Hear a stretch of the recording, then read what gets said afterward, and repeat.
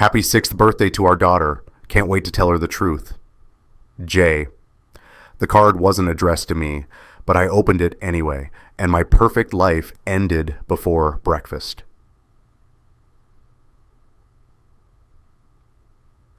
It's Tuesday morning, September 17th, the day before my daughter's 6th birthday.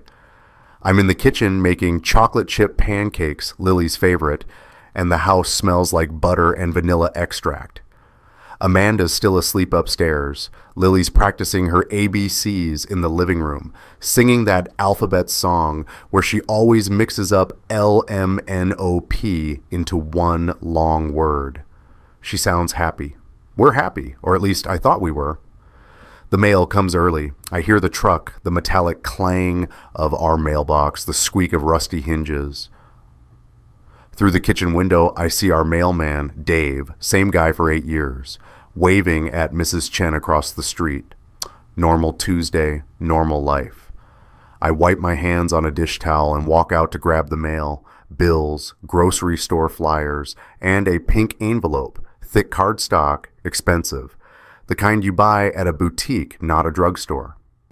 It's addressed to Amanda Harrison, my wife, in handwriting I recognize immediately. Blue ink, slightly slanted to the right, confident loops on the capital letters, Jonathan's handwriting, Jonathan Pierce, my best friend since college, Lily's godfather, the guy who helped me move into this house, the guy who brought us lasagna when Lily was born and Amanda was too exhausted to cook, the guy I trusted with everything.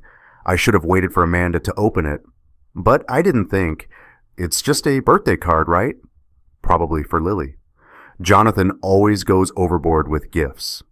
I slide my thumb under the flap. The glue gives easily. The envelope smells like cologne. His cologne, that woody cedar scent he's worn for years. Inside, there's a card, pink with a floral border, Lily's. The irony doesn't hit me until later. I open it. Standard Hallmark message, wishing you a day filled with love and laughter. Generic, safe. But below that, in Jonathan's handwriting, 7 words that make the kitchen tilt sideways.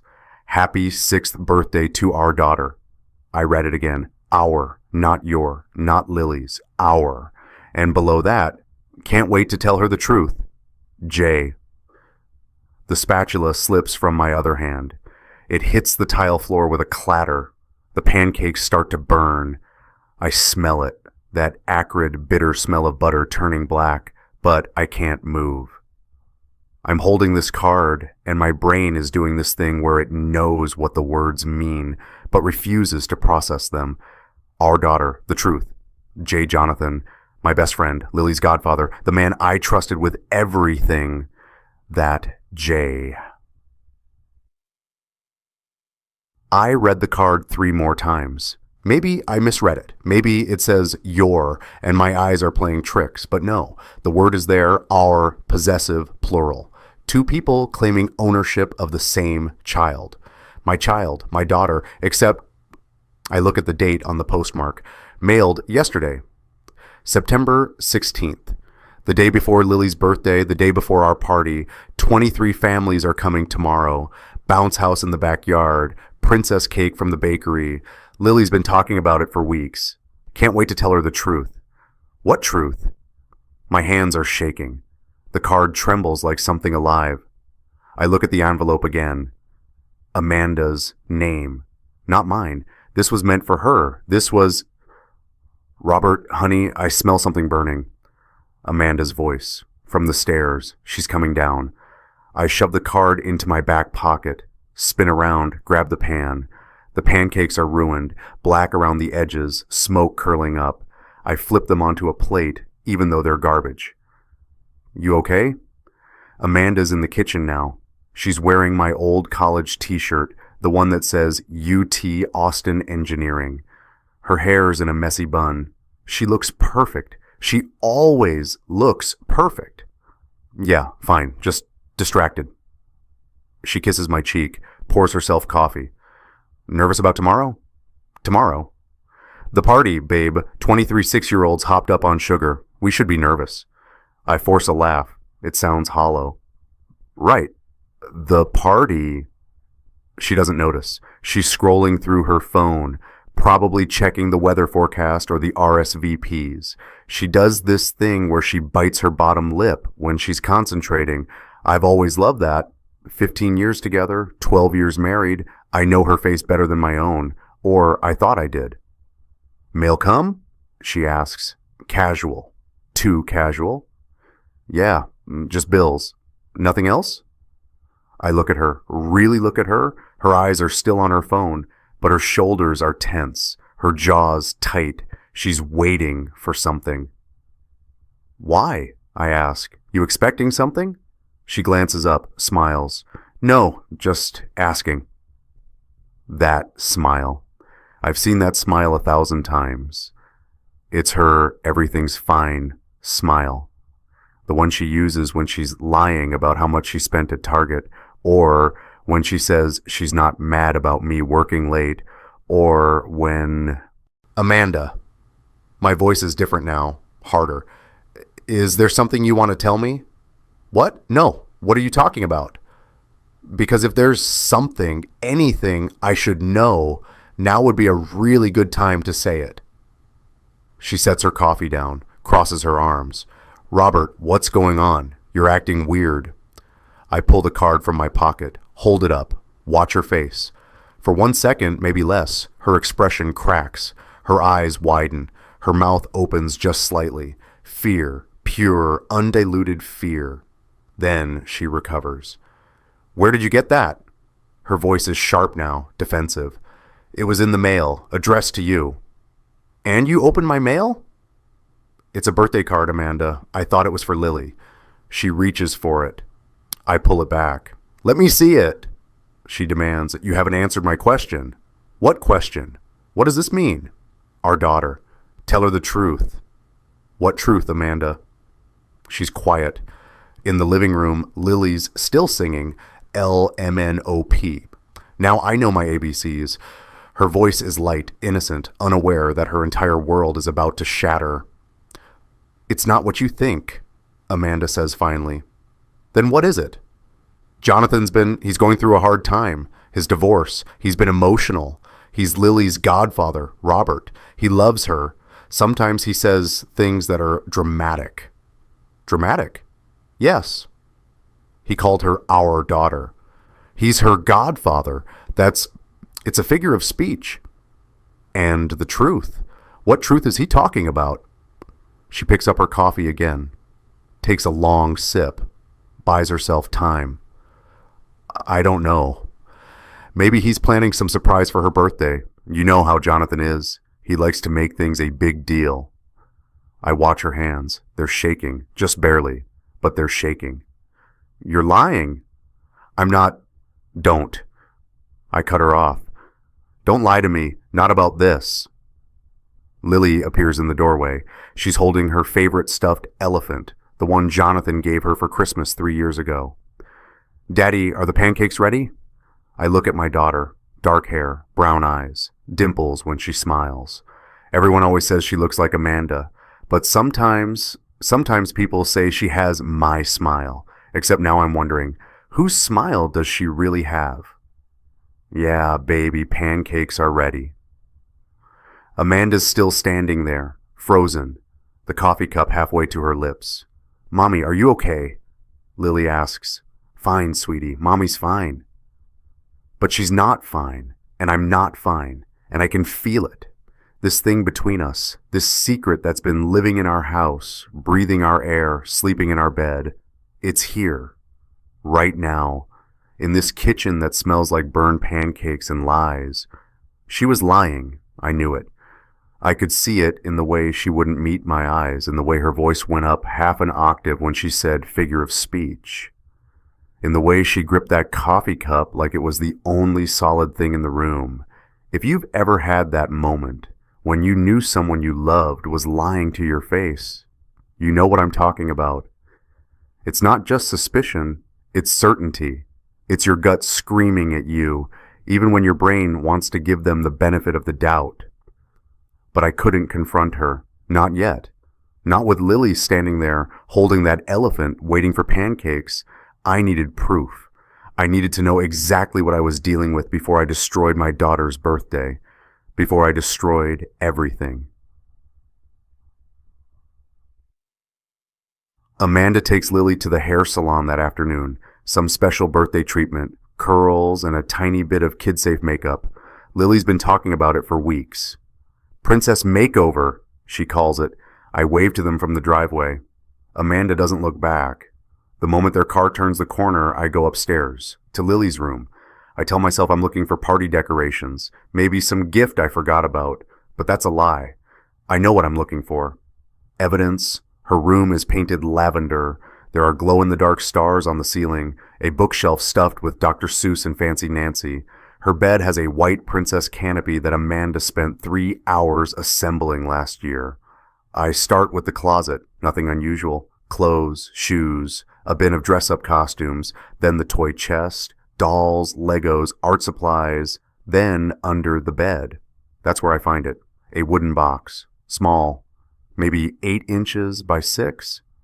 Heart-shaped brass lock on the front, but the latch is broken, worn down from years of a child opening it, closing it, opening it again. The box is wrapped in a pink blanket. Lily's favorite pink blanket, the one she used to drag everywhere when she was a toddler. I pull the box out. It's heavier than it looks. I open it. Inside, gifts, dozens of them, tiny things. Miniature dolls still in packaging, hair clips with sparkles, a silver bracelet, keychains shaped like hearts and stars, and notes, handwritten notes on small cards. I pick up the first one. It's dated, 3 weeks after Lily was born.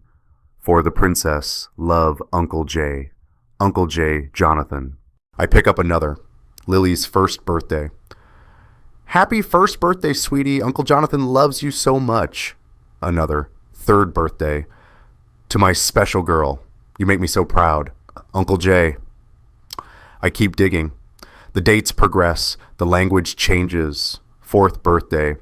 My beautiful princess. Uncle J. Fifth birthday. You're growing up so fast. I love you more than you know. J. And then the most recent one, dated 2 days ago, September 15th. Happy early birthday, princess. Daddy J loves you. Soon everyone will know. Not Uncle J, Daddy J. The box slips from my hands, lands on the carpet with a soft thud. Tiny gifts scatter. A miniature teddy bear rolls under the bed. A bracelet catches the light. 72 items, I count them. 72 gifts spanning 6 years. From the time Lily was 3 weeks old until 2 days ago. He's been doing this the entire time. The entire time I've been raising my daughter, he's been... What? Playing father? Leaving gifts? Calling himself daddy? I pick up the latest note again. Daddy J loves you. Soon everyone will know. Everyone will know. The birthday party. He was going to announce it at Lily's birthday party. In front of 23 families, in front of our friends, our neighbors, my parents. He was going to tell everyone that Lily... No. I pick up another gift. It's a small photo frame. Silver, engraved on the back. To Lily, love, Daddy J, Christmas 2022. Inside the frame, a photo of Jonathan holding Lily. She's maybe 4 years old in the picture. They're at the zoo. She's sitting on his shoulders, pointing at something off camera. They're both smiling. I wasn't there that day. Amanda said it was a girls' day. Just her and Lily and her friend Kate. But Kate's not in this photo. It's just Jonathan and Lily and my wife somewhere behind the camera taking the picture. How many times did this happen? How many girls' days or quick errands or Lily's at a play date were actually... My phone is in my hand before I realize I've moved. I'm scrolling through contacts. My fingers are shaking so badly it takes 3 tries to hit the right name. Gregory Harrison, Dad. It rings once, twice. Robert, everything okay? Dad. My voice cracks. I need you to come over, right now. What's wrong? I can't explain over the phone, but I need you, please. There's a pause. Then, I'm on my way. 20 minutes. I hang up. Look at the scattered gifts on Lily's floor, at the box with the broken lock, at the note that says Daddy J. He'd been calling himself her daddy. For how long? How long had he been playing father to my daughter? I grabbed my phone. I needed my father. Gregory Harrison shows up in 18 minutes. He's 70 years old, retired judge, still sharp as ever. When I open the door, he takes one look at my face and says, "Where do I sit?" We don't sit. I hand him the birthday card first. He reads it. His expression doesn't change, but his jaw tightens. "Amanda," he asks, "denies everything, says Jonathan's being dramatic. And you believe her?" I show him the box, the gifts, the notes, 72 items spread across my kitchen table. I show him the photo frame, the dates, the progression from Uncle J to Daddy J. Gregory picks up the most recent note, reads it twice. "Soon everyone will know," he repeats. "Robert, when's Lily's party?" "Tomorrow, 2 p.m. 24 hours. He sets the note down carefully like it might explode. He was planning to announce it. That's what I thought. "Do you have access to Amanda's phone, her laptop?" "Her laptop's upstairs. I know her password." "What is it?" "Lily's birth date." Gregory looks at me, really looks at me, and I see something in his face I've never seen before. Pity. "Robert," he says quietly, "you need to check that laptop right now." "Why?" "Because if Jonathan's been planning this, if he's been doing this for 6 years, there's more evidence, emails, photos, messages, and you need to see it before you confront anyone, before you make any decisions." "Decisions about what?" "About whether you're going to fight for your daughter or walk away." "Walk away? She's my—" I stop. The words die in my throat. My daughter. Is she? "Check the laptop," Gregory says again. His voice is firm now, judge voice. "Whatever you find, I'm here, but you need to know the truth before anyone else shows up at that party tomorrow." I nod. Can't speak. We go upstairs. Amanda's laptop is on her nightstand, closed, silver, clean. I pick it up like it might burn me. "Password?" Gregory asks. 082018. August 20th, 2018, Lily's birthday. I type it in. The screen unlocks. My father said 3 words that made my blood run cold. "Check her laptop." And God help me, I did.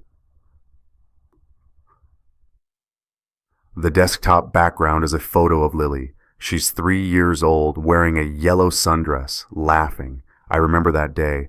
We went to the park. Amanda took dozens of photos. Lily wouldn't stop spinning in circles, making herself dizzy. I remember that day, or do I? How many memories are real? How many are lies? "Robert," Gregory's voice pulls me back. "Focus. Open her files." I click on documents. Folders appear. Work stuff, bills, Lily's school forms, and one folder labeled PH. "What's PH?" Gregory asks. My stomach drops. "Pierce Harrison." I click on it. The folder's password protected. "Try Lily's birth date again," Gregory says. I do. It works. And inside, photos. 318 photos. I open the first one. It's dated September 2018. Lily's 3 days old.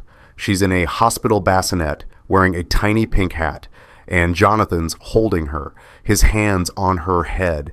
He's staring at her like she's made of glass. Amanda took this photo. I know because I wasn't there when it was taken. I was getting coffee. I was gone for 10 minutes. 10 minutes. And Amanda took a photo of Jonathan holding our newborn daughter like... I scroll to the next photo. Lily's first steps. Not toward me, toward Jonathan. He's crouched down, arms out, grinning. I wasn't there for this.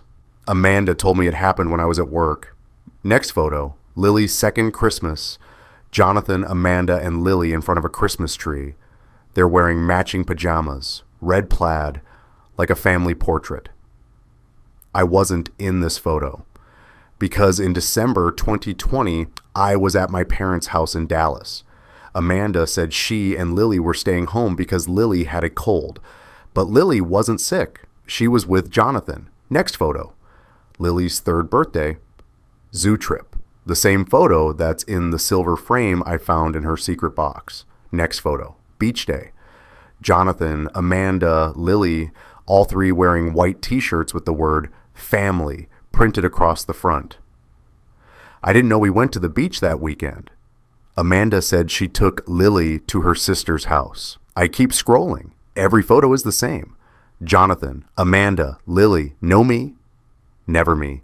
318 photos spanning 6 years, and I'm not in a single one. Gregory's hand is on my shoulder. Robert, they erased me. My voice sounds far away, hollow.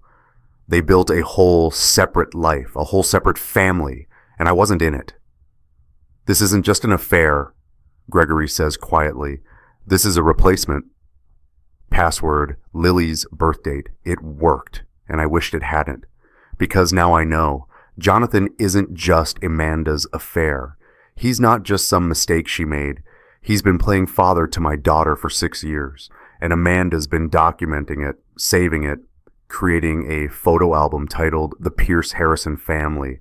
Like I don't exist, like I never existed. I scroll to the last photo. It's dated last week, September 10th, 7 days ago. Lily's at a park. Jonathan's pushing her on a swing. She's midair, laughing, hair flying. Amanda must have taken the photo because you can see both of them perfectly. Jonathan's grinning. Lily's joy is pure.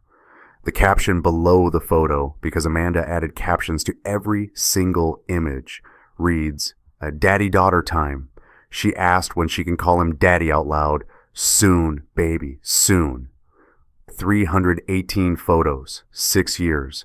And I wasn't in a single one, because in their world, in the world they built behind my back, I didn't exist. I closed the laptop. Gregory's still standing behind me, silent, witnessing. What do I do? I ask. You fight, he says. If that's your daughter, if you raised her, loved her, showed up for her, then you fight. Biology doesn't make a father, Robert. Showing up does. But what if she's not biologically yours? Then we go to court. Texas has de facto parent laws. You've been her father for 6 years. That matters. But what if he tries to take her? Then we prove he's been manipulating a child, grooming her, alienating her from her actual parent. That's not love, Robert. That's possession. I look at the closed laptop, at the photo of Lily laughing on the swing. Soon, baby, soon. Tomorrow, the party. He was going to do it tomorrow. We need more, I say. More what? More evidence. Before I confront them, before I do anything, I need to know everything. Gregory nods. Then we keep looking. Bank records, phone records, everything we can find before tomorrow. I take a breath. It feels like the first real breath I've taken since I opened that pink envelope this morning. Okay, I say. Let's find everything. Gregory makes a phone call. 2 of them, actually. The first is to his accountant friend, Martin, 60-something, retired from a firm in Houston, but still does consulting. The second is to someone he calls a guy who knows how to find things. I don't ask questions. I just watch my father work. By the time Amanda and Lily get home, Lily's hair in perfect princess curls, her face glowing. Gregory and I are sitting at the kitchen table with my laptop open, looking at home renovation websites. Normal, casual.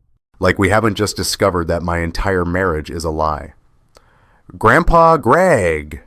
Lily runs to him. He scoops her up, kisses her forehead. Look at you! Birthday princess already. Do you like my hair? Beautiful, just like your grandmother's. I watch them. Lily's giggling, Gregory's smiling, and I think he's acting. We're both acting, pretending everything's fine while evidence of my wife's betrayal sits open on her laptop upstairs. Amanda's watching me. I can feel her eyes. You two have a good afternoon? She asks, too light, too casual. Just catching up, Gregory says. Robert showed me the party plans. Sounds like quite the celebration tomorrow. It will be. Amanda's smiling, but her shoulders are tight. Robert, can I talk to you? In the garage? Sure. We leave Lily with Gregory, walk through the kitchen, through the laundry room, into the garage. The door closes behind us. Amanda spins around. What did you tell him? Tell who? Your father. Why is he really here? He's here for Lily's birthday. Robert, don't lie to me. The audacity, the absolute audacity of that sentence. You want to talk about lying? My voice is quiet, controlled. Let's talk about lying, Amanda. I don't know what you... I found the box. She goes pale. Actually pale. The color drains from her face like someone pulled a plug. What box? Under Lily's bed. 72 gifts, 6 years of gifts, from Jonathan, from Daddy J. Silence. And the laptop, I continue. 318 photos. The Pierce Harrison family. That's what you called the folder, not the Harrison family. Pierce Harrison. Like I'm just, a placeholder? Her mouth opens, closes, opens again. Robert, is she mine? What? Lily, is she biologically mine? Of course she's... Don't. I step closer. Don't lie to me. Not about this. I'm asking you one time, Amanda. One time, is Lily my biological daughter? She looks at the floor, at the wall, at anything but me. And that's my answer. Oh my God. The words come out like a punch to the gut. Oh my God. Robert, listen. How long? It's not... How long have you been sleeping with him? 7 years, but 7 years. I'm not yelling. I'm not even angry. I'm just empty. You've been sleeping with Jonathan for 7 years. It wasn't like that. It was one time, and then you got pregnant. She doesn't answer. And you didn't tell me my daughter isn't mine. She is yours. Now Amanda's crying. Robert, you're her father. You raised her. You love her. Biology is what Jonathan's been banking on for 6 years. My voice breaks. That's why he's been leaving gifts. That's why he's been taking photos. That's why he's planning to announce it tomorrow at her party. Because biologically, legally, he thinks he can take her. He can't. I won't let him. You won't let him? You've been helping him. You took those photos, Amanda. You created that folder. You've been building his case against me. I was documenting what? That I don't exist? That I'm not really her father? Gregory opens the door. Robert, we need to go. What? Martin's here. He has the bank records. Martin's in our driveway. He's holding a manila folder, thick, probably 80 pages. This is everything from the last 6 years, he says, joint account, Amanda Harrison and Robert Harrison. I flagged the unusual transactions. Gregory spreads the papers across the hood of his car. I see yellow highlighter, lots of it. Here. Martin points, every month, $800, labeled as loan repayment, J. Pierce. I look at the first one, July 2018, 1 month after Lily was born. It starts right after Lily's birth? I ask. Yes, and it's consistent every single month for 72 months, except here, Martin flips pages. December 2020, he sent $1,600 that month. Christmas, Gregory mutters, double payment before Christmas. I do the math in my head, 800 times 72, plus the extra 800 in December. $57,600. Correct, Martin says, and I checked. There's no documentation of an original loan, no promissory note, no repayment agreement. Because it's not a loan, Gregory says. It's child support. Disguised as loan repayment, Martin adds. Smart, keeps it off the record as paternity related, but in court, this is evidence of awareness. He knew Lily was his daughter, and he's been paying for her for 6 years. I lean against the car. The metal's cold through my shirt. $57,600. He'd been paying child support for a daughter I thought was mine. There's more, Martin says. He pulls out another sheet. These are credit card statements, Amanda's card. I cross-reference the dates with Jonathan Pierce's known addresses and businesses. Every Tuesday and Thursday for the last 2 years, Amanda makes purchases at locations within a half mile of Jonathan's office. Coffee shops, restaurants, sometimes hotels. Hotels! I repeat the word. It tastes like ash. Day hotels, the kind people use for... I get it. Gregory puts his hand on my shoulder. Robert, I know this is... I need more. What? I need more evidence. Before tomorrow, before that party. I need everything. Robert, you have enough for... phone records, text messages, voicemails, everything. I need to know exactly what I'm fighting. Martin and Gregory exchange looks. I can get phone records, Martin says slowly. But text messages are harder. Unless what? Unless you have access to Amanda's phone. I think about this morning. Amanda charging her phone in the kitchen. The passcode, same as her laptop. Lily's birthday. I can get it. Amanda's phone is on the kitchen counter, charging. She's upstairs giving Lily a bath. I can hear them. Lily's singing that alphabet song again. Amanda's laughing, like this is just another normal night. I grab the phone, type in the passcode, it unlocks. Gregory's next to me. What are we looking for? Messages from Jonathan. I open the Messages app, scroll to Jonathan's name. The last text is from this morning. Jonathan, card delivered? Amanda, yes. Robert opened it. Jonathan, perfect. Tomorrow then, 2 p.m. I'll tell everyone. Amanda, are you sure this is the right way? Jonathan, I'm her father, Amanda. She deserves to know. They all deserve to know. I scroll up. Weeks of messages, months, years. But then I see it. A separate folder. Saved messages, 43 of them. What's this? Gregory asks. I open the first one. It's not a text. It's a voice message, dated 2 years ago, January 2023. I press play, turn the volume down low. Jonathan's voice fills the kitchen.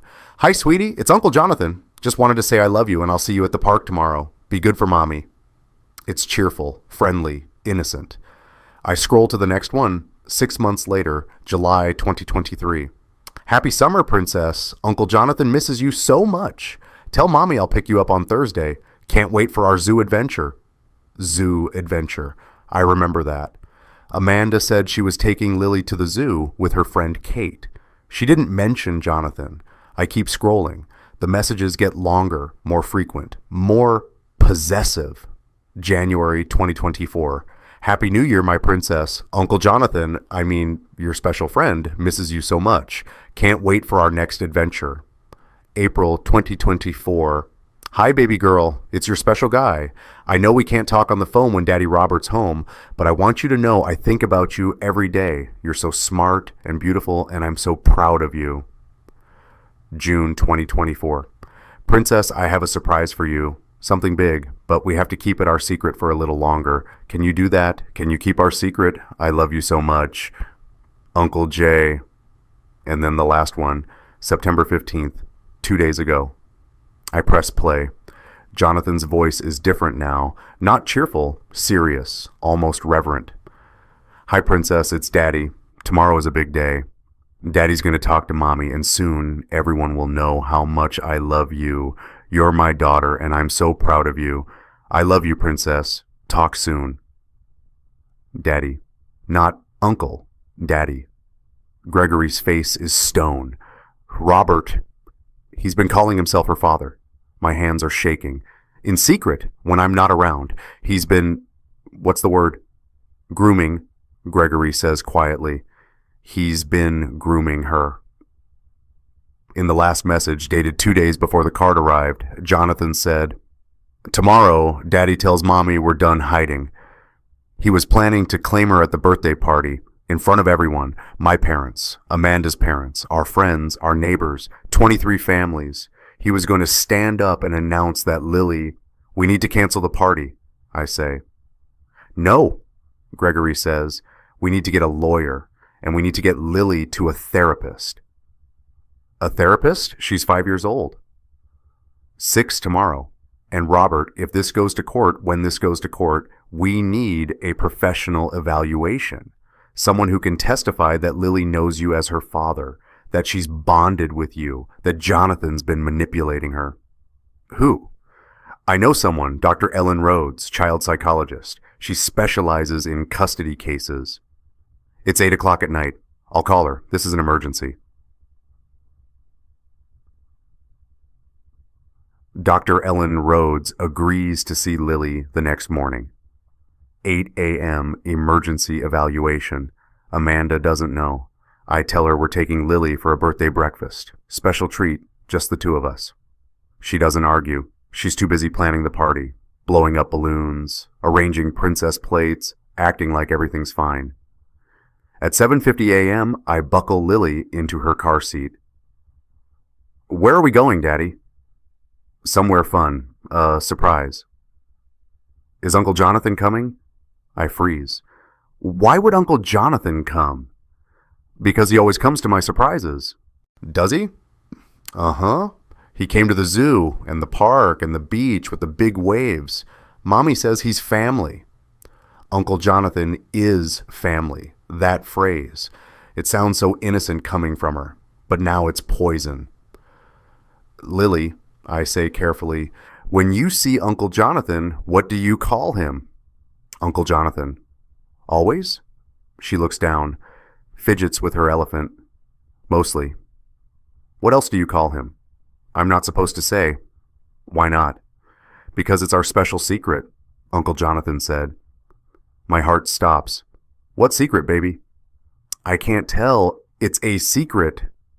Lily, you can tell Daddy anything. You know that, right? She nods, but she doesn't speak. I drive to Dr. Ellen's office in silence. Dr. Ellen Rhodes is 52, gray hair in a professional bun, kind eyes. Her office has toys everywhere, a dollhouse, blocks, drawing supplies. Hi, Lily, she says. I'm Dr. Ellen. Do you like to draw? Lily nods. Good, I have some really cool markers. Want to draw me a picture? Lily looks at me. I nod. It's okay, baby. I'll be right here. Dr. Ellen hands Lily a big piece of white paper and a box of markers. Can you draw me a picture of your family? My whole family? Yes, everyone who's in your family. Lily starts drawing. Dr. Ellen sits next to her, casual, friendly. Tell me about your family, Lily. Well, there's Mommy and Daddy Robert and Grandpa Greg and Grandma Jean, but she's in heaven. And Uncle Jonathan. Uncle Jonathan's in your family? Uh-huh. He's really important. Why is he important? Because Lily stops, looks at me. It's okay, Dr. Ellen says. You can tell me anything here. That's what this room is for. Telling the truth. Lily goes back to drawing. She's drawing stick figures. I can see 4 of them so far. Uncle Jonathan is important because he loves me, Lily says finally. And he says I'm special. You are special. Do you see Uncle Jonathan a lot? Sometimes, when Daddy Robert's at work. What do you do with Uncle Jonathan? We go places, fun places, and he brings me presents, and he tells me stories, and she stops again. He what, sweetie? He says I can call him something else, but only when Mommy says it's okay. What does he want you to call him? Lily looks at me again, then at Dr. Ellen. Daddy, she whispers. He wants me to call him Daddy J.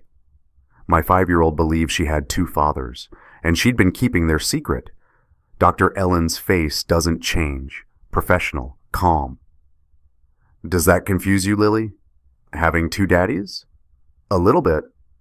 Which daddy do you love more? I don't know. Mommy says I don't have to choose. But if you could only have one daddy, which one would you choose? Lily's quiet. She's coloring now, adding details to her stick figures. I can see her drawing a house, a sun, grass. The one who tucks me in at night, she says finally. Who tucks you in at night? Daddy Robert. Who helps you with your homework? Daddy Robert. Who knows your favorite book? Daddy Robert. It's Goodnight Moon. Who makes you pancakes? Daddy Robert, with chocolate chips. Dr. Ellen looks at me, and for just a second I see something in her face. Sadness, anger, determination. Lily, can I see your drawing? Lily holds it up. 5 stick figures. She's labeled them. Mommy, Daddy Robert, Daddy J, Grandpa Greg, and in the middle, bigger than the others, me. That's beautiful, Dr. Ellen says. Can I keep this? Okay. Thank you, sweetheart. Your daddy and I need to talk for just a minute. Can you play with the dollhouse? Lily nods and runs to the toys. Dr. Ellen stands, gestures for me to follow her to the corner of the room. She keeps her voice low. Mr. Harrison. Robert, what you're describing, the systematic replacement, the secret name, the special secret language, this is textbook parental alienation, but it's more than that. This is grooming. Grooming. Yes, Jonathan Pierce has been grooming your daughter to accept him as an alternative father figure. He's been using gifts, special attention, and secrecy to create a bond that excludes you. And your wife has been facilitating it. Can you testify to that in court? If it comes to that, yes. But Robert, I need you to understand something. This isn't just about biology or custody. This is about emotional abuse. Lily's been put in an impossible position. She's been told to keep secrets from you. She's been taught that love is conditional on silence. That's damaging, deeply damaging. What do? You fight for her. You document everything, and you prepare for a custody battle, because if Jonathan Pierce is planning to claim paternity, he's not going to back down quietly. She hands me a card. My contact information. Call me if you need anything. And Robert? Yeah? When I asked Lily who she'd choose, she chose you. Every time. Remember that. My daughter believed she had 2 fathers, and I'd been too blind to see it. The birthday party was in 6 hours. I had less than 24 hours to decide, confront them, or let Jonathan announce it in front of our family. But I didn't have enough yet. I needed the DNA test. I needed scientific proof, because if this went to court, and it was going to court, I needed every piece of evidence I could find. We skip the party. I cancel it. Call every family. Lily's sick. We'll reschedule. Amanda's furious. What are you doing? You're ruining her birthday. I'm protecting her. From what? From him. That afternoon, while Amanda's at her mother's house, calming down, Gregory and I drive to Jonathan's house, 3 doors down, close enough to walk, close enough that he's probably watched our house for 6 years, watched me leave for work, watched Amanda and Lily alone. I knock on the door. Jonathan answers. He's wearing a polo shirt and khakis, casual, confident. When he sees me, he smiles. Robert, hey man, where's the birthday girl? Party still on? We need to talk. His smile fades. Okay, what's up? The card. What card? The one you sent Amanda. Happy birthday to our daughter. Can't wait to tell her the truth. That card. He doesn't move, doesn't blink. You opened Amanda's mail. I opened a birthday card addressed to my wife, and I found out my best friend's been claiming my daughter. She's not your daughter. The words hit like a fist. Excuse me? Lily, she's not biologically yours. She's mine. You don't know that. Yes, I do. And so does Amanda. We've known from the beginning. I can't breathe. You've known for 6 years. Of course we've known. Why do you think Amanda and I... He stops, shakes his head. Look, Robert, you're a good guy. You've been great with Lily, but biology matters, and I'm her biological father. That means I have rights. Rights. Yes, parental rights, and I'm planning to exercise them. You've been sneaking into my house. You've been leaving gifts. You've been calling yourself her father behind my back. I am her father. You're a manipulator. I'm the man who loves her, and I'm not hiding anymore. I was going to announce it today at the party. But since you canceled, fine. I'll do it another way. I'm filing for a paternity test, and when it proves I'm her father, I'm filing for custody. Custody? Joint custody, 50-50, or maybe more, because I can prove I've been financially supporting her. I can prove I've been involved in her life. You can prove you manipulated a child. I loved a child. My child. A neighbor walks by. Mrs. Chen. She slows down, watches us. I see her pull out her phone. Get the DNA test, Jonathan says. His voice is cold now, hard. Get the test, Robert, and when it proves I'm her father, we'll let the court decide who she belongs to. He slams the door. I stand there, on his porch, shaking. Gregory appears at my side. Robert, he wants the DNA test. He's confident. Then we give it to him. And when it proves he's her father, then we fight, because Texas law recognizes de facto parents. You've raised her for 6 years. That counts. But what if it doesn't? What if the court says biology wins? Gregory grabs my shoulders, makes me look at him. Then we make damn sure the court knows what kind of man Jonathan Pierce is. We show them the manipulation, the grooming, the financial coercion, the systematic replacement, and we show them that you are Lily's real father, the one who showed up every single day. He wanted the DNA test, he was confident, and that terrified me more than anything else. The court-ordered DNA test happens 3 days later. Jonathan shows up with a lawyer. I show up with Gregory and my own attorney, a woman named Patricia Miller, 58, specializes in family law. We go to a clinic, sterile, white walls, fluorescent lights. They swab my cheek, then Jonathan's, then Lily's. Lily doesn't understand. Why are they touching my mouth, Daddy? It's just a test, baby, like when the doctor checks if you're healthy. Will it hurt? No, sweetie, it won't hurt. But it will. When those results come back, it's going to hurt more than anything. The lab tech says results in 5 to 7 business days. But Gregory pays extra. Rush processing, 72 hours, 3 days. 3 days to wait for a piece of paper to tell me whether I'm a father or just a man who's been living a lie. The envelope arrives on a Thursday, white business envelope. Gene Tech Labs, Austin, Texas. Sealed with security tape. Gregory's with me when it comes. We're sitting at my kitchen table. Amanda's at her lawyer's office. Lily's at her grandmother's house. I hold the envelope. It feels heavy. Heavier than paper should feel. You want me to open it? Gregory asks. No, I need to. I slide my finger under the flap. The security tape resists, then gives. I pull out 3 pages. Page 1, Robert Harrison versus Lily Harrison. Page 2, Jonathan Pierce versus Lily Harrison.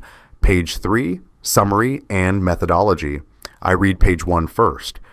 Based on genetic marker analysis, Robert Harrison is excluded as the biological father of Lily Harrison.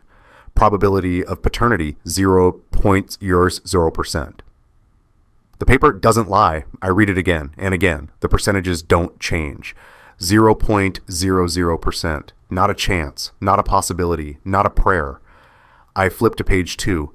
Based on genetic marker analysis, Jonathan Pierce is not excluded as the biological father of Lily Harrison. Probability of paternity, 99.97%. Combined paternity index, 147,392.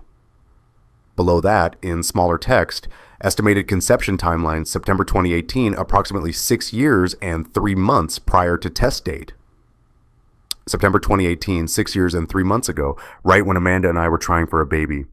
When she was tracking her cycle, when we were so hopeful, except it wasn't my baby, it was never my baby. Gregory's reading over my shoulder. He doesn't say anything, just puts his hand on my back. I sit there for 4 minutes, not moving, not speaking, just existing. In this new reality where I'm not a father, where I've been living a lie for 6 years, where every moment I thought was real, Lily's first steps, her first words, teaching her to ride a bike, was built on a foundation of nothing. "Robert," Gregory says finally, "listen to me." I can't speak. "That paper says you're not her biological father. It doesn't say you're not her father. It says 0%. It says 0% DNA match. It doesn't say 0% love. It doesn't say 0% time spent. It doesn't say 0% showing up every single day for 6 years. The court will see what we show them, and we're going to show them that biology is not the only thing that matters. Texas recognizes de facto parent status. You've been her primary caregiver. You've been her father in every meaningful sense that counts.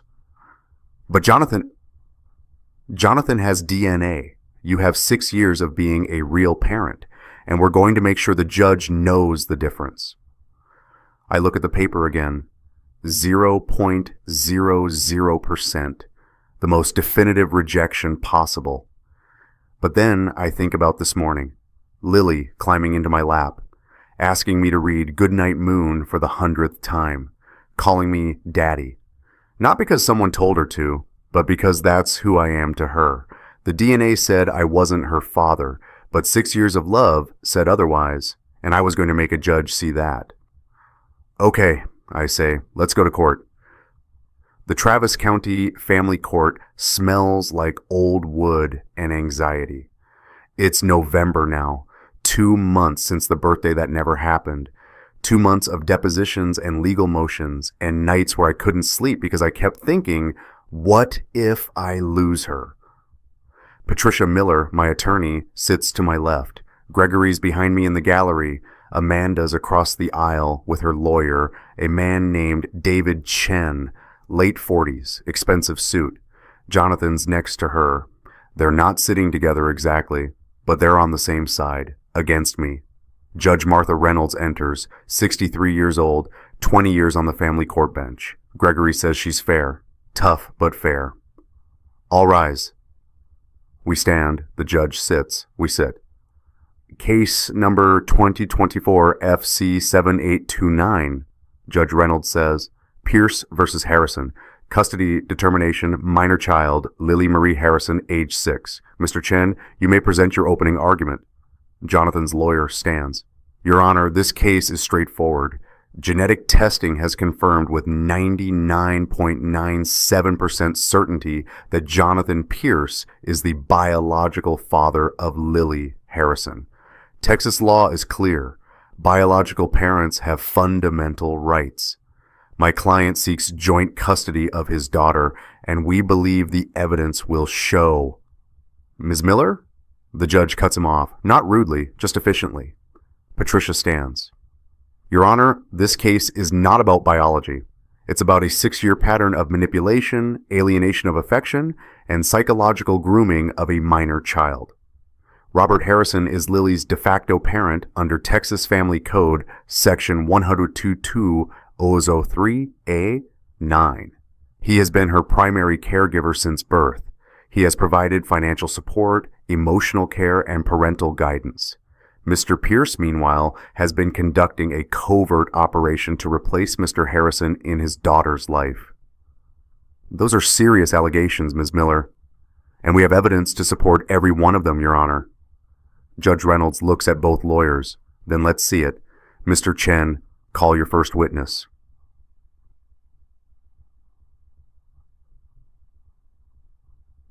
Jonathan takes the stand first. He's wearing a navy suit, looks professional, trustworthy. He places his hand on the Bible, swears to tell the truth. David Chen asks the easy questions first. "When did you discover you were Lily's father? How did you feel? What kind of relationship do you want with her?" Jonathan's answers are perfect, rehearsed. "I discovered the truth about 6 months after Lily was born. Amanda and I had a relationship before she married Robert. When Lily arrived, I noticed, well, she looked like me. Amanda confirmed it. I've tried to be involved in Lily's life in appropriate ways. I provided financial support. I've spent time with her when possible. I love her. She's my daughter, and I just want the chance to be her father. He's good. I'll give him that. He sounds reasonable, concerned, like a man who's been denied his rights. Then Patricia stands for cross-examination. Mr. Pierce, you testified that you've been involved in appropriate ways. Is that correct? Yes. And you've provided financial support? Yes, $800 a month for 6 years. Did you send this support through official child support channels? No, Did you document the support with the court? No, but... Did you label these payments as child support in your bank records? Jonathan hesitates. No, I labeled them as loan repayments. Loan repayments. To disguise the fact that you were paying for a child that Robert Harrison believed was his? I was protecting Amanda's privacy. Or you were avoiding a legal confrontation. Objection, David Chen says. Argumentative. Sustained. Rephrase, Ms. Miller. Patricia nods. Mr. Pierce, you testified that you spent time with Lily when possible. How often was that? Once or twice a week. And where were these visits? Parks, the zoo, sometimes at my house. Was Mr. Harrison present for these visits? No. Did Mr. Harrison know about these visits? Jonathan shifts in his seat. Not always. Why not? Amanda thought it would be complicated. Complicated because Robert Harrison believed he was Lily's father and you were secretly playing father behind his back? I wasn't playing. Your Honor, I'd like to present Exhibit A. Patricia holds up a piece of paper.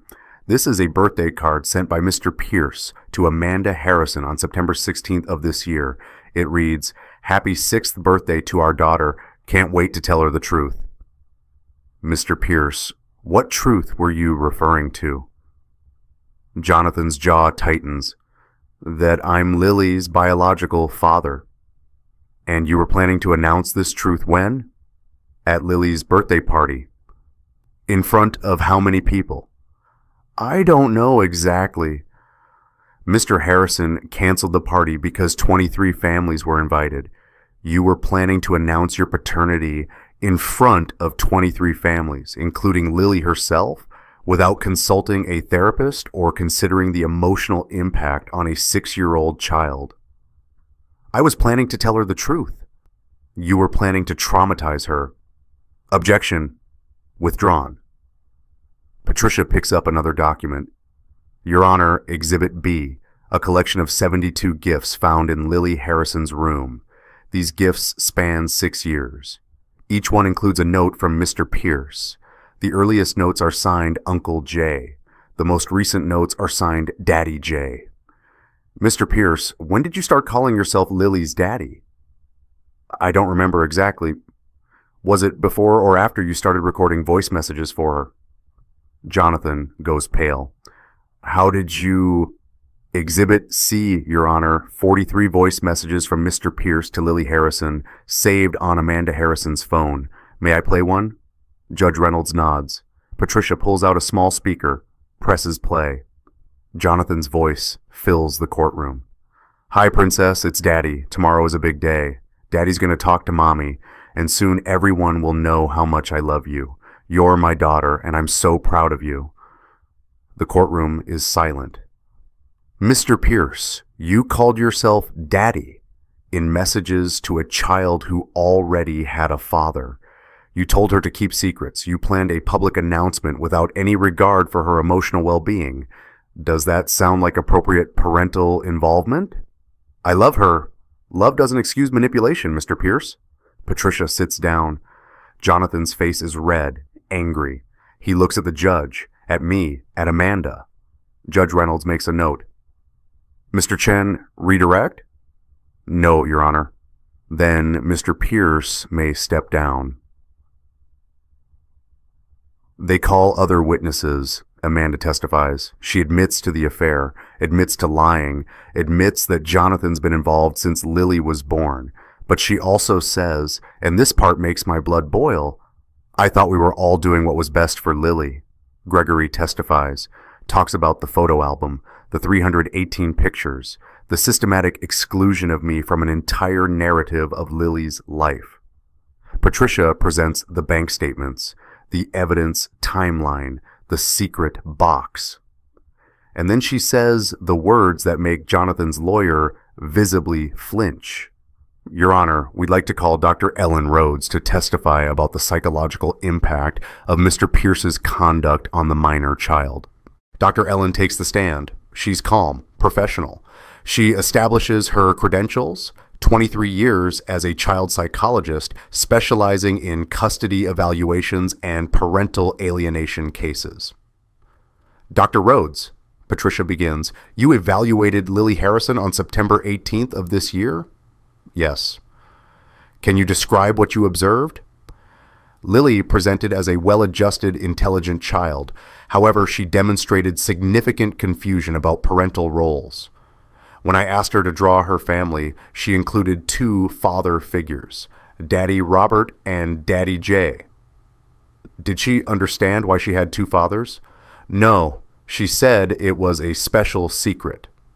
She'd been told by Mr. Pierce that she could call him Daddy, but only when it was appropriate. This kind of secretive language is a red flag for parental alienation and grooming. Objection. David Chen stands. Dr. Rhodes is making inflammatory accusations. Your Honor, Dr. Rhodes is providing expert testimony based on her evaluation. Patricia counters. I'll allow it. Continue, Dr. Rhodes. When I asked Lily questions about her daily life, who tucks her in at night, who helps with homework, who knows her favorite book, every single answer was Mr. Harrison, Robert Harrison, not Mr. Pierce. Despite Mr. Pierce's financial contributions and periodic visits, Lily's primary attachment figure is the man who has been her active, present parent for 6 years. What would happen if custody were awarded to Mr. Pierce? Dr. Rhodes looks directly at the judge. It would be devastating. From Lily's perspective, she would be taken from the only father she's ever known, the man who's been there every single day, and given to someone who, despite genetic connection, is functionally a stranger who happens to visit sometimes.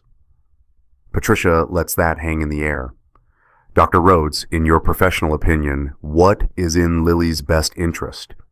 Continued primary custody with Robert Harrison. He is her psychological parent. He has been her stable, consistent caregiver.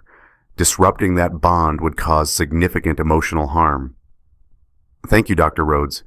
David Chen tries to cross-examine, tries to poke holes, but Dr. Ellen doesn't budge.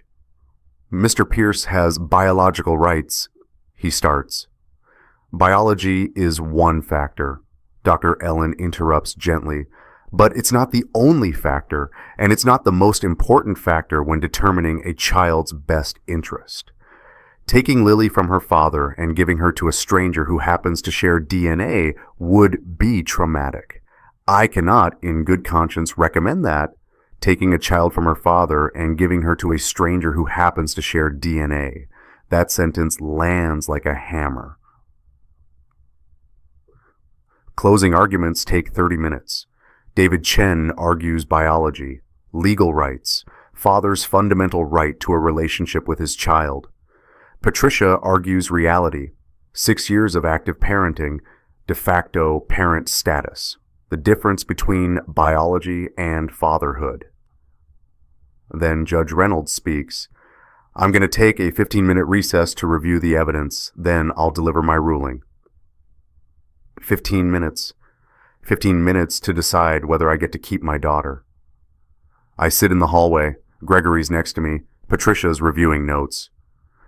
Whatever happens, Gregory says, we did everything right. And if it's not enough, then we appeal. But Robert, I don't think we'll need to. Why? Because that judge has been taking notes every time Patricia mentioned active parenting and primary caregiver. She's paying attention. The bailiff opens the door. Court is back in session. We file back in, sit, stand when the judge enters, sit again. Judge Martha Reynolds picks up her pen. This was it. She looks at the papers in front of her, then at me, then at Jonathan. This case, she begins, required me to balance competing interests. Biological parentage versus de facto parentage. Genetic rights versus established bonds. And ultimately, what serves the best interest of a 6-year-old child. My heart's pounding so hard I can hear it. Mr. Pierce, the DNA evidence confirms you are Lily Harrison's biological father. That is not in dispute. Under Texas law, biological parents do have certain fundamental rights. Jonathan sits up straighter.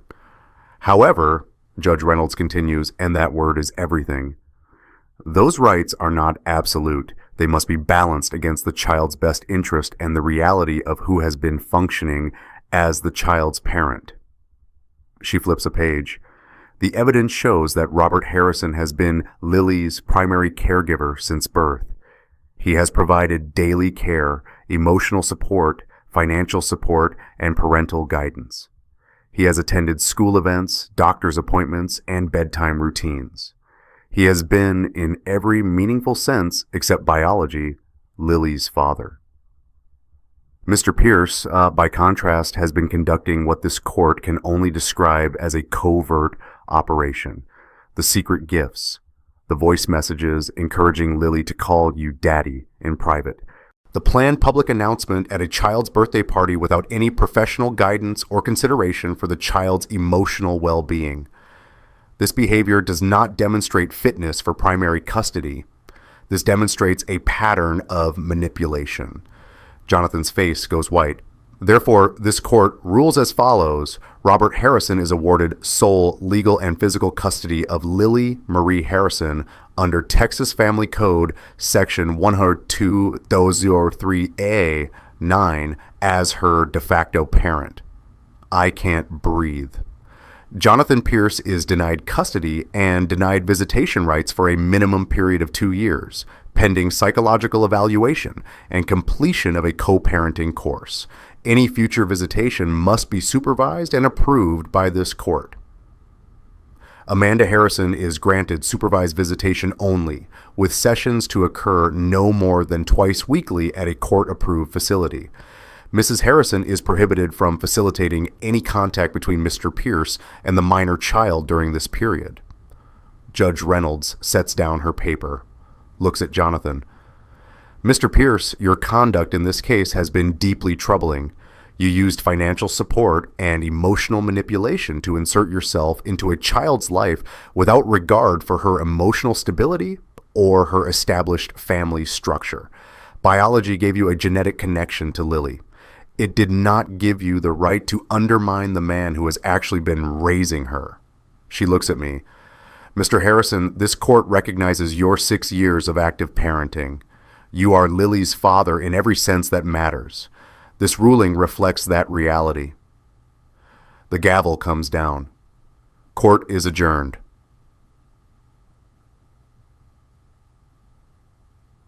Outside the courthouse, the November air is cold and sharp.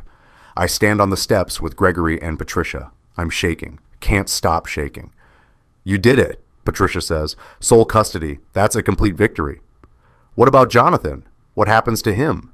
Well, the court ruling is public record. That means his employer will likely find out. 2 weeks later, I find out exactly what that means. Jonathan Pierce loses his financial advisor license. The Texas State Securities Board revokes it after reviewing the case. Pattern of deceptive behavior, they call it. He's forced to sell his house, can't afford the mortgage without his job. Last I heard, he moved to Oklahoma, far from Austin, far from us. Amanda loses her job too. The marketing firm doesn't fire her officially. They just don't renew her contract. Small difference. Same result. She moves into an apartment near her mother's house. I see her twice a week when she has supervised visitation. She barely looks at me. The community, our neighborhood, splits down the middle. Some people support me. Sarah Mitchell, the neighbor who saw Jonathan's car in my driveway all those Tuesdays and Thursdays, testifies at a school board meeting that Lily should stay enrolled in her current school. Robert Harrison is that child's father, she says. Anyone with eyes can see it. But others whisper. I hear the rumors. DNA doesn't lie. Poor Jonathan, losing his daughter. Maybe Robert should have paid more attention. I stop listening. As we leave the courthouse, I see Jonathan one last time. He's standing by his car in the parking lot, watching. When he sees me looking, he walks toward us. Gregory steps forward. Stay back, Pierce. But Jonathan's not coming for me. He's looking past me.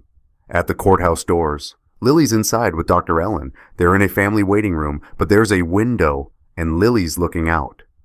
Jonathan raises his hand, waves. Lily sees him. I watch her face. She doesn't smile, doesn't wave back. Instead, she turns away from the window, and when I go back inside, she runs to me, grabs my hand, holds it tight. Can we go home, Daddy? Yeah, baby, we can go home.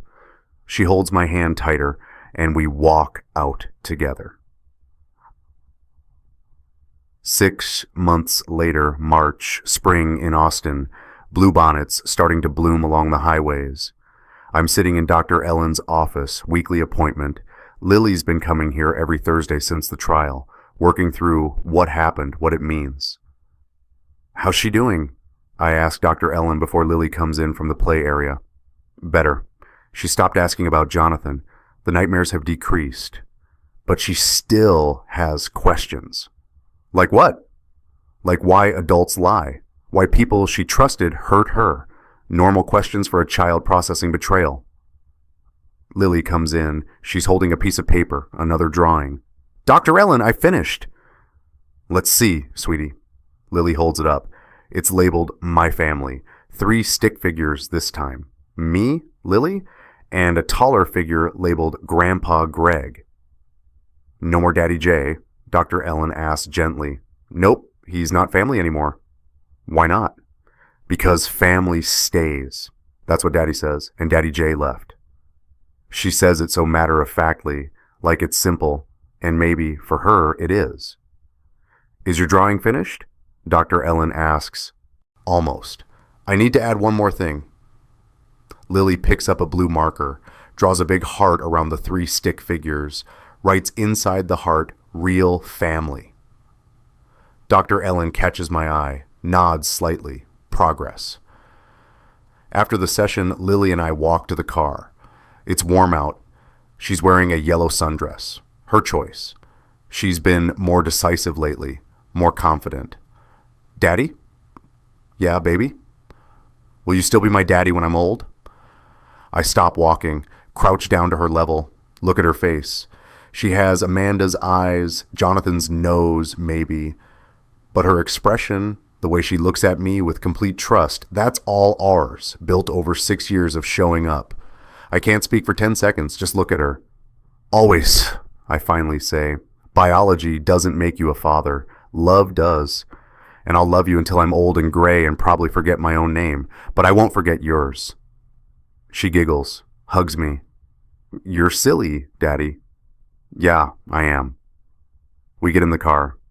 She buckles herself, another new skill. I watch her in the rearview mirror as we drive. She's humming, happy. Will you still be my daddy when I'm old? That question. It's going to stay with me forever. 1 year later, September 17th, Lily's 7th birthday. We're in the backyard. No bounce house this year. No 23 families, just 12 people. Chosen family. Gregory's here with his girlfriend, Margaret. Dr. Ellen came. She's become more than just a therapist. She's become a friend. Sarah Mitchell from 3 doors down. A few of Lily's school friends with their parents. Small, intimate, safe. Lily's wearing a crown made of flowers. She looks like a princess. She is a princess. Time for cake, I call out. Everyone gathers around the picnic table. The cake has 7 candles, chocolate with vanilla frosting, Lily's favorite. But before we light the candles, I pull something from my pocket, an envelope, white, sealed. Lily, I want to start a new tradition. What kind of tradition? Every year on your birthday, I'm going to write you a letter, and I'm going to seal it in an envelope, and when you're 18, A grown-up, you can open all of them and read what I was thinking each year. Why can't I read it now? Because some things are meant for later, when you're old enough to understand. I hand her the envelope. She turns it over in her hands. It's addressed to Lily Marie Harrison in my handwriting. The back says, "Don't open until September 17th, 2036. What does it say? She asks. It says... I pause. It says that 7 years ago today, you came into my life, and even though I didn't give you DNA, you gave me everything. Purpose, love, and a reason to fight. You are my daughter. Always. Love, Dad." I'm paraphrasing. The real letter is longer, but that's the essence. Lily hugs the envelope. "Can I keep it in my special box?" "You can keep it wherever you want." She runs inside, comes back. The envelope's gone, stored somewhere safe. "Okay, now, can we do cake?" Everyone laughs. We light the candles, 7 flames. "Make a wish, birthday girl." Lily closes her eyes, thinks hard, then blows out all 7 candles in one breath. "What did you wish for?" Someone asks. "I can't tell. It won't come true." But she looks at me when she says it, and I know. She wished for this to last, for us to stay together, for family, real family, to stay. After cake, after presents, after the guests leave, it's just me and Lily in the backyard, the sun setting, pink and orange sky. "Daddy?" "Yeah, baby." "I'm glad you're my real daddy." "Me too, sweetheart, me too." She leans against me. We watch the sunset together. And I think about that birthday card, the one from Jonathan, the pink one with the lilies on the border, the one that said, "Our daughter, and tell her the truth." That card destroyed my perfect life, but it also forced me to fight for what was real. The card's gone now. I threw it away months ago, but I kept the lesson. Family isn't about who you're born to. It's about who chooses to stay. And I chose to stay. Every single day for 6 years before I knew the truth. And every single day after. Lily falls asleep against my shoulder. I carry her inside, tuck her into bed, pull the covers up to her chin. "Good night, princess." "Good night, Daddy." I turn off the light, close the door halfway, stand in the hallway for a moment. She has your smile. That phrase, the one that haunted me, the one that made me question everything. Tomorrow at school pickup, Sarah Mitchell says it to me. "Lily has your smile, Robert." And this time I smile back, because she does. Not because of biology, but because she learned how to smile from watching me. She learned how to laugh from my jokes. She learned how to be kind from my example. She has my smile, because I gave it to her over 6 years of showing up, of being there, of being her father. The card that destroyed my family taught me what family really means. Not who you're born to, but who chooses to stay.